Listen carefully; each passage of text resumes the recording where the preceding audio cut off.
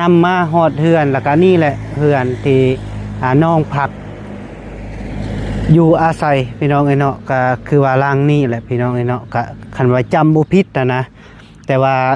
ก็สิจำบ่ผิดดอกพี่น้องเนาะก็จะแม่นเฮือนหลังนี้แหละพี่น้องเนาะเป็นจังไดก็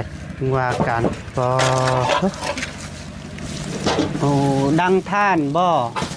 ดังพื้นแน่ดังทานแน่ดังพื้นแน่ดังทานแน่เพราะว่าอาศัยอาทานเป็นแห้งเด้โอ้หมอแหก ไหม้พื้นพี่น้องเวลาฝ่าฝนตกดิซะมันบ่ ปี เปีย นี้ ก หัวได้ปีนี้แต่เก่าก็บ่ได้หัว โอ้ปีนี้หัว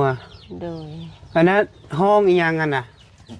ห้องนะฮะ แม่นห้องนอนบ่ ห้องนอนว่างๆนี่แหละนะเบาแก้วเอ้ย โอ้โธ่พี่น้องเอ้ยโธ่ บ่อยากย่อ มุ้งก็ยิบแบบนี้เลย เอาติดบ้างเลยนี่เลยนะบ่ได้กลางวงเลย โอ้บ่ได้กังบ่ โดย โอ้กังกั เจ้าน กลางแล้วมันอันนั้นเลยเด้ พี่น้องเอ้ย มันขาดแล้ว ขาดเบิดเลย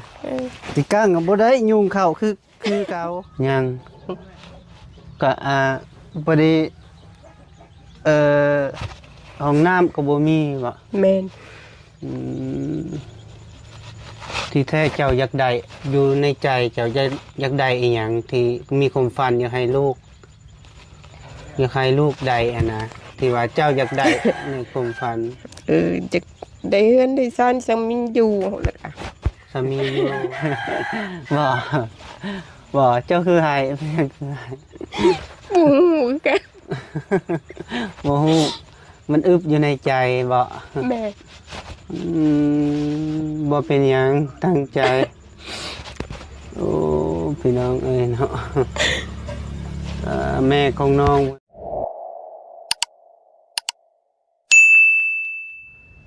ปึ๊บเอาพ่อแม่พี่น้องเอ้ยเนาะพอดีเปิดคลิปเปิดภาพก็อยู่ที่บ้านน้องคนหนึ่งที่เบาแก้วกับเบาไล่เจออยู่ริมทางเพราะว่าน้องเพิ่นกำลังย่างมาแต่โรงเรียนแล้วก็เลยนำมาฮอดเฮือนแล้วก็นี่แหละเฮือนที่น้องพักอยู่อาศัยพี่น้องเอ้ยเนาะก็คือว่าล่างนี่แหละพี่น้องเอ้ยเนาะก็คันว่าจำบ่ผิดนะแต่ว่าก็สิจำบ่ผิดดอกพี่น้องเอ้ยเนาะก็จะแม่นเฮือนหลังนี้แหละพี่น้องเอ้ยเนาะที่ว่าเบาแก้วกับเบาไล่นำน้องเพิ่นมาเนาะประมาณนี้แหละพี่น้องเอ้ยเนาะพี่โตพี่น้องเอ้ยเนาะคนอื่นกาขาบทักทายสบายดีและสวัสดีเด้อพ่อแม่พี่น้องเมื่อสุขูสุคนบ่ว่าอยู่ในหรืออยู่ต่างประเทศก็ยินดีต้อนรับเข้าสู่ซองของเบาแก้วคือเก่าพี่น้องเนาะตอนนี้ก็เวลาก็ประมาณอยู่5 โมงกว่าๆพี่น้องเนาะที่ว่า เบาแก้วก็เดินทางมาแต่บ้านน้องน้องฟ้าแล้วก็เลย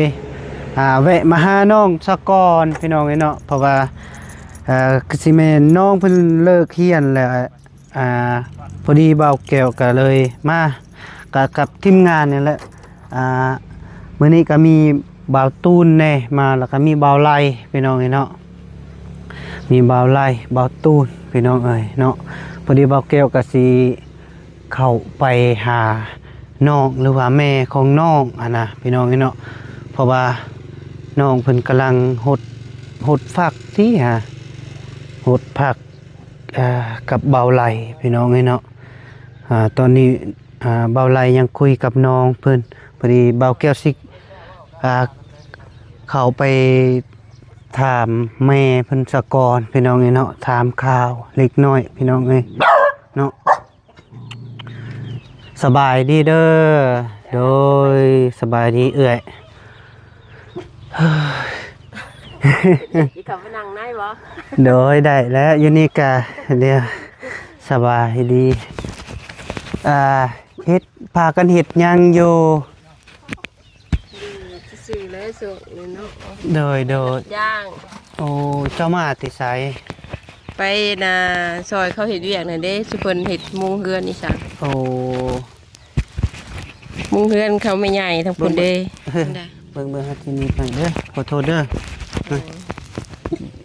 นี่ก็ได้โอเคพี่น้องเอ้ยเนาะเจ้าไปซอยเวียกเพิ่นบ่ โดย เพิ่นจ้างหรือว่าในใดหรือไปซอย ซอยเพิ่น น่ะ ซื่อเนาะเพิ่นเป็นผู้ใหญ่เลยซอยเพิ่นเนี่ยนะเพิ่นใหายก็เอาเพิ่นบ่ใหายแล้วก็ยาสินะ โอ้เอาก็ให้คันเพิ่นให้ก็เอา โดย เพิ่นบ่ให้ก็บ่เอา โดย โดยผู้ว่าเจ้าไปใส่ล่ะ ไปซอยเวียกเพื่อนเพิ่นเพิ่นเลย โอ้ไปซอยเวียกอยู่เฮือนพุ่นเจ้านึ่งข้าวนึ่งน้ำละบ่ ยังบ่ทันหนึง โดยพอ ครั ดี บ พอดีจะให้น้องเพิ่นนึงจะหน่อยนี่ โดย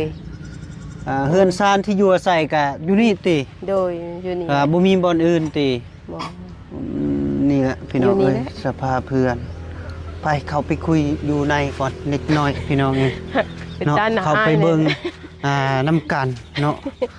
ถูกยากนี่แหละ อันนี้ เนาะ แหละรถที่พ่อกับแม่ไปรับน้องเพิ่นพี่น้องเนาะอันนี้แหละสภาพรถซาเล้งนี่แหละไปรับน้องไปรับไปส่งว่าซั่นซะพี่น้องเนาะ โดย เพราะว่าขับรถนี่แหละไปพี่น้องเอ้ยไปเข้าไปเบิ่งนำกันเป็นจังไดก็ว่ากันก็โอ้ดังท่านบ่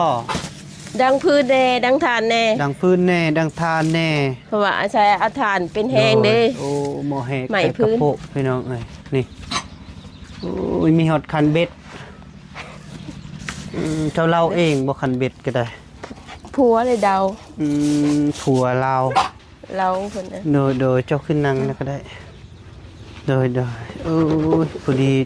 ตามมามื้อนี้พี่น้องไอ้เนาะก็มื้อวานนี่ก็ถามอยู่ก็เล็กน้อยพี่น้องเนาะยังบ่ชัดเจนปานใด โดย แล้วก็เลยมื้อนี้ก็เบาแก้วมาให้เบาแก้วจะ ข้ามา ถาม เห็น เรื่อง เฮือนเห็น ราว จานกันแนวนี้แหล้วเบาแก้วเอ้ย โดยพัดลมนี่ก็ยังใส่ได้อยู่ติ ได้คง ได้ ของน้องเฮือนนั่นแหละ โอ้ของน้องเฮือนนั้น โดยบางเขา โอ้อยู่ โหนแห้งเด้ โอ้หอนแห้งแล้วไปยืมน้ำเพิ่นมาใส่ ไทยก็ยังต่อเขาอยู่ โอ้เอาไฟเข้าอยู่บ่นี่ ยัง ยัง โตเพื่อนน่ะเด้เพื่อนน้องสาว โอ้ต่อมาเฮือนน้องสาวนี้ โดย อืมนอนอยู่นี่เลยติ แม่น บ่มีแนวปูหยังเลยบ่นอนฟื้นเลย นอนพื้นนอนใน โอ้ ผักผู้แพทย์นี่แหละผู้สาดนี่แหละ น้องมุกก็นอนฟื้นเลย โดย มีแต่ตุ๊กตาพี่น้องเอ้ยพวกของลิ้นของน้องเครื่องลิ้นเพิ่นพอเวลาฝ่าฝนตกดิซะมันบ่ ปี เปีย นี้ ก หัวได้ปีนี้แต่เก่าก็บ่ได้หัว โอ้ปีนี้หัว โดย อันนั้นห้องอีหยังกันน่ะ ห้องนะฮะ แม่นห้องนอนบ่ ห้องนอนว่างๆนี่แหละ โอ้ จะลูกหลาน ห้อง มาทางไกลยังเข้ามาแล้วก็มีหมองนอนให้เขานอนหัน โดยให้เขานอนหั่น โดย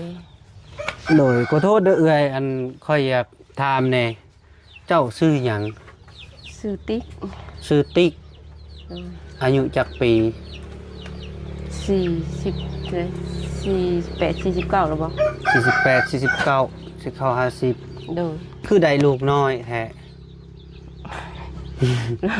ลูกน้อยก็ได้เฮิงเติบเลยเด้ก็8 ปีเลยได้นางกะ โอ้ได้แต่ผู้เดียวนี่บ่ โดย อื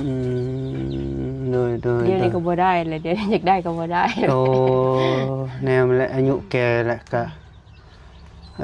ก็วิทย์ยุคแล้ว โดย ใส่ไฟนี่บ่โซลาร์เซลล์นี่ โดย สิกุ้มอยู่บ่ทอดแจงอยู่บ่ ก็กินข้าวกินน้ำ10 โมงถึงปิด 10 โมงแล้วก็ปิด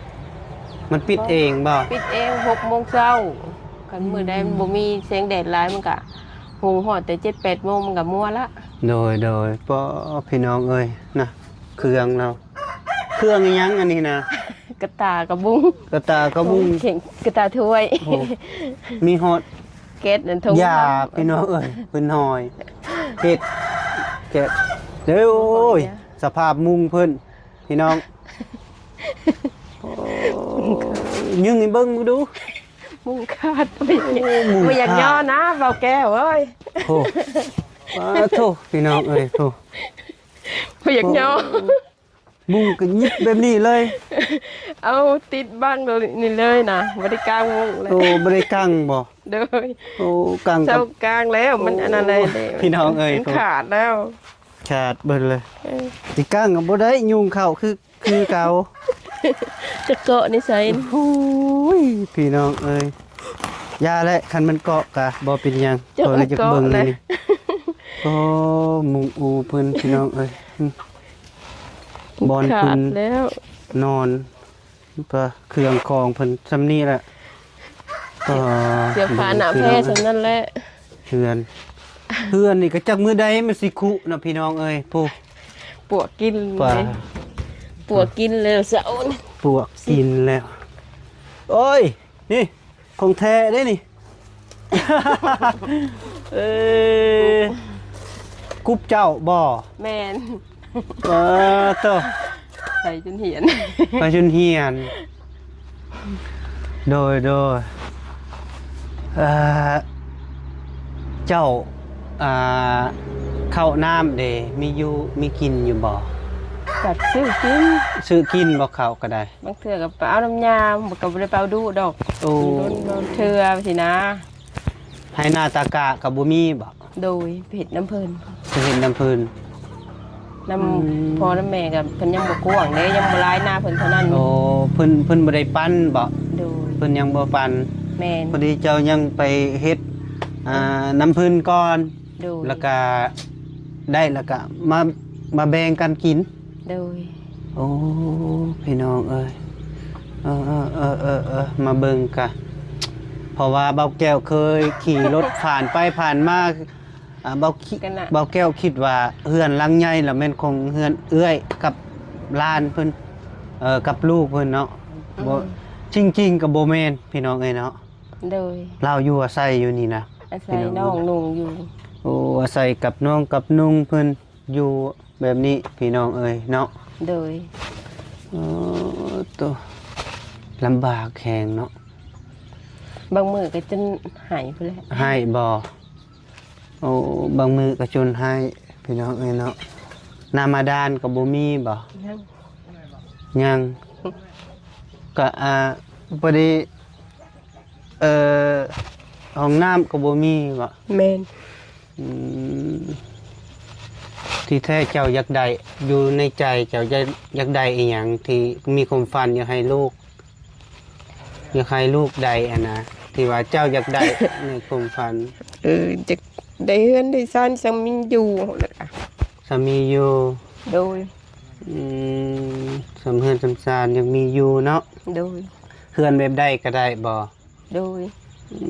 มโดยเจ้าคือให้เป็นหยัง บ่เจ้าคือให้เป็นหยังคือให้ โอ้โหแก โอ้โหมันอึบอยู่ในใจบ่ แม่ บ่เป็นหยังตั้งใจ โอ้พี่น้องเอ้ยเนาะ แม่ของน้องเพิ่นให้ที่จริงนี่สรุปว่าบ่มีหยังเลยเนาะของเป็นของเจ้าเองเนาะ โดย เออ คือเลี้ยงควายก็ยังเลี้ยงควายเพิ่นยาเพิ่นหาก็หายบางเดือนอีสังเดือน11 12 โอ้เพิ่น ให้ ให้เลี้ยงซอย แม่นเลี้ยงซอยมันแผ่มันพื้นมันกว้างกะส่งเพิ่นสินะเพิ่นว่า โดย ส่งบ่ฮู้แต่ว่าเพิ่นเว้าในนั้น โดย เพิ่นฮ้อนเพิ่นให้ เลยแต่ว่าอันก็สมมุติว่าห้องน้ำนี่คันสมมุติว่าเพิ่นสิสมมุติเจ้าได้งบมาเจ้าสิตั้งเฮือนเจ้าสิปลูกอยู่ไส ปุกข้างๆนี่บ่พอ โอ้ว่าสิปลูกกลางๆนี้ความฝันเจ้านะโดยแม่พี่น้องเอ้ยโอ้ความฝันที่แท้นี่เจ้าได้อยากได้อีหยังที่สุดที่อยากได้มาก่อนเนาะสบายดีเด้อเนาะโอ้เป็นตาแพงเนาะพี่น้องหากนมา มาแต่ฮดพักหมดแล้ว มาทดผักบ่โดยสบายดีเด้อ สบายดี สวัสดีบ่าวไลสบายดีเด้อ สบายดี พาน้องหดผักบ่ น้อย โดยเนี่ย เป็นจังไดลูก ม่วนว่ะ อืม พักกับเบิดช่วง เบิดสวงเนาะ ช่วงหนึ่งเป็นหมากเด้เพชรกะ โดย หากะเบิด หมูนอนที่แปลนเตอะอยู่แท้ โอ้สภาพมุงเพิ่น นั่นแหละ บ่าวไลเอ้ย ใช่หมู นี่ ฮะ สภาพ บอก มุง ตัว เนาะ บ่าวนะแม่ว่าได้มุ้ง ใช่มุงนะมุงบ่ เพื่อให้ กลางนี่บ่นอนแต่ละมื้อใช้เบิ่งให้แล้วมาเบิ่งนี่ บ่เป็นหยังเด้อสู้ๆเอ้ยบ่เป็นหยังอืม เจ้ากลางงั้นกันยังล่ะ กันอยู่ โอ้ยงน้อยยังไง กันอยู่ปองเด้เนาะรถไฟก็เข้าได้อยู่ปอง กันยุง เอาพอดีว่าเมื่อวานนี่กับเฮากับพ่อเพิ่นเฮาก็ยังบ่ได้ถามอีหยัง เด้อ รายละเอียดเนาะมาเพิ่นอยู่จังใดกินจังใดเนาะ เด้ เรื่ อ องครอบครัวของเพิ่นเนาะอ่า มีหยังกินแรงเจ้า บ่มีหยังทำแจว จำแจ้ว จำแจว จำเจ็ดเดี๋ยวคืนนี่ จำแจวในเมื่อคืน จะไม่ได้ไปก้านเขียดบ่ บ่ ไม่ได้ไป เป็นหยังคือบ่ไป บอกเพิ่นไม่เป็นหยังบ่เป็น บ่มี บ่มีบ่มี มันบ่มีเขียดบ่ โดย เก่งเนาะ พี่น้องเอ้ย บ่เก่งพี่น้อง บ่ไรเอ้ย จักปีแล้วนี่ จะเปีถูกเจ้านี่ ปีหนึ่งมันก็อันนี้แล้วแนวใส่คุมือเนาะฝนถึกฝนแล้วก็ โทษเด้อเด้อเฮาถามในเรื่องอยู่เรื่องเตาของเจ้านี่เจ้าอยู่นี่มาตลอดบ่ดื้อจังใดแต่ก่อนเคยอยู่ใส่มาก่อน อยู่ในนี้โดนแล้ว โดนแล้วอยู่ในนี้ฮะ10 กว่าปีแล้ว บ่แต่ก่อนเจ้าอยู่ไสจ้ะ อยู่น้ำพอน้ำแม่ อยู่น้ำพ่อน้ำแม่เป็นอะไรคือจังได้ออกมาอยู่นี่ น้ำเสร็จน้ำตาแม่ เอาเป็นอะไรที่จังหาย ถามเรื่องเพิ่นอยู่นี่แหละเพิ่นก็ถามเรื่องที่ว่าอิหยังก็บ่มีแบบกลั้นน้ำตาเลยเราให้นะ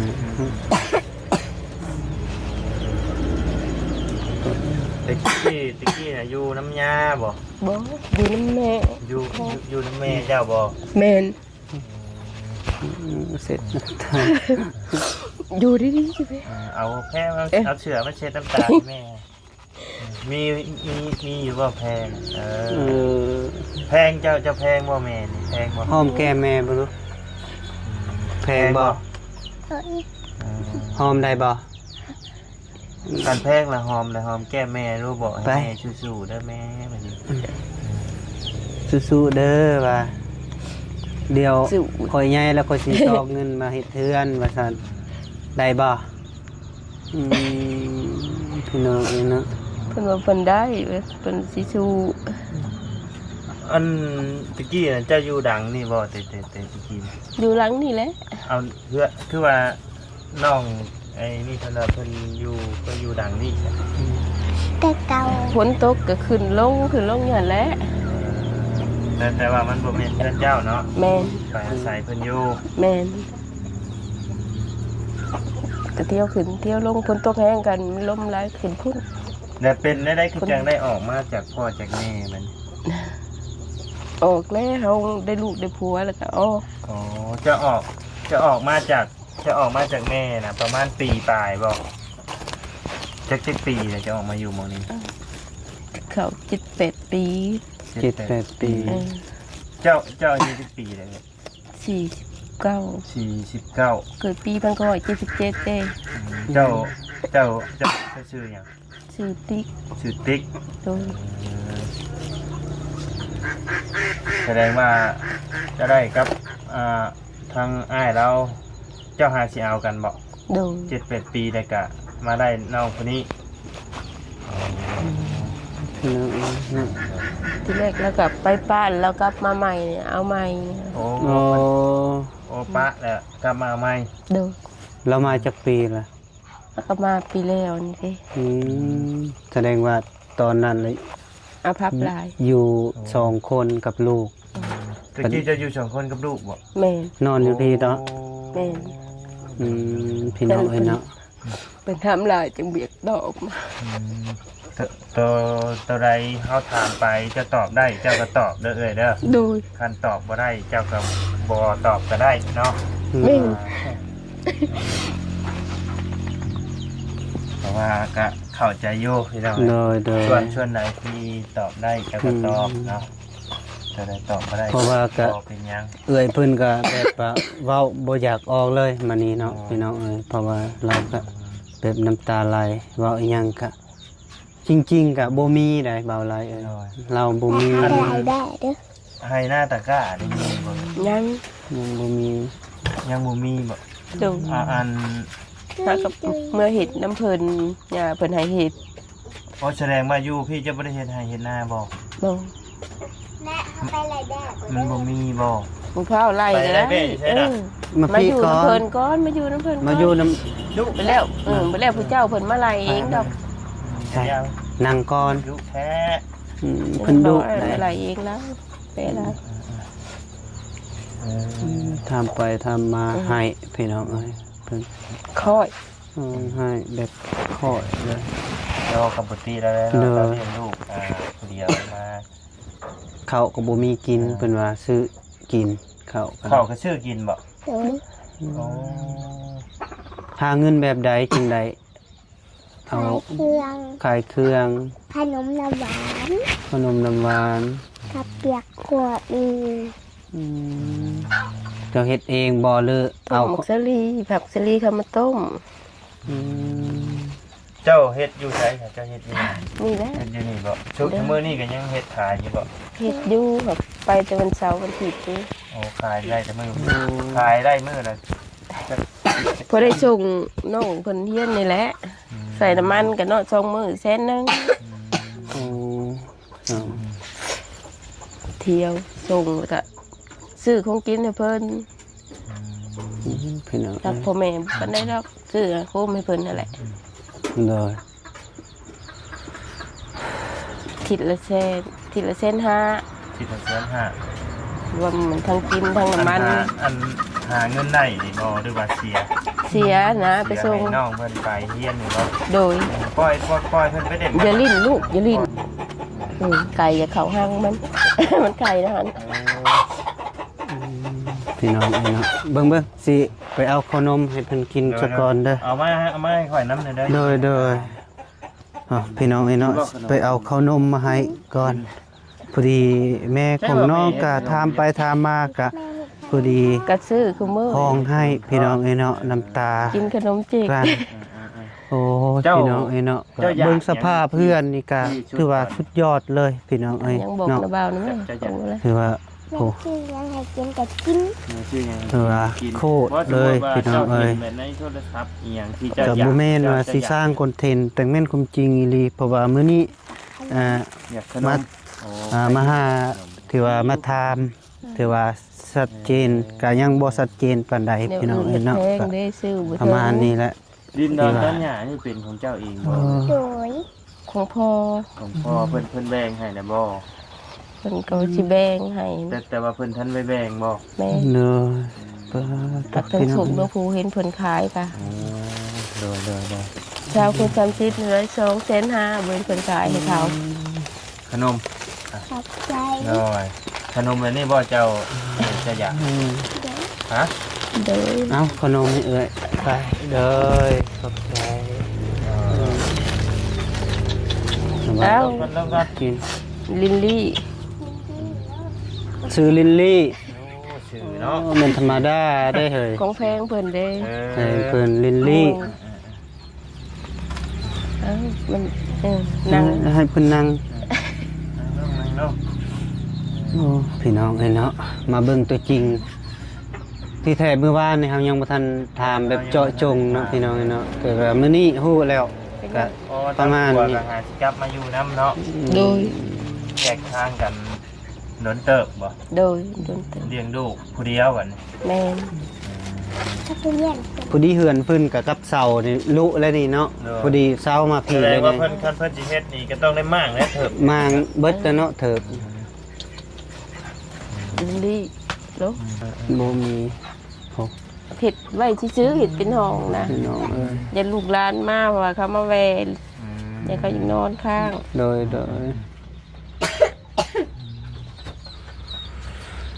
จะมีลูกแต่คนเดียวนี่บ่เอ้ย แม่น ผ่านมาเคยมีอยู่บ่ผั